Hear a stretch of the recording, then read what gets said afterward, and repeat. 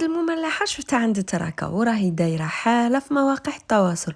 قلت نجربها ونشوف نتيجتها، اذا مليحه نشاركها معكم. مادام الفيديو تحطت سا اكسبليك بوكو تشوز سهله مهله ومعمره بنا. للعجينه راح نحتاجو رطل الفرينه ماما لاتيه 55 العاليه الجوده. ندير لها غير غرام خميره الخبز، مغرف صغيره تاع الملح، 300 غرام ولا مليلتر تاع الماء. نعجن ونخليها ترتاح ربع ساعه. نلوزهم صغار كيما المحاجب ولا مسمن. وفي جهه نكون درت فنجان تاع زيت مخلط مع فنجان زبده دايبه، راح نفرخهم عليهم ونخليهم يرتاحوا. وقد ما خليتوهم راح يمدوا لكم الطوع. راح نبسط غير بصباعتي ونحط وحده فوق وحده، وكي نكملهم نولي للحبه الاولى نفتحها كيما نفتحوا المسمن والمحاجب، والعجينه تتكسل حتى الباب الوالي. نطوي ونغلق على 4 كيلو مسمن وراح نقطع الطرف.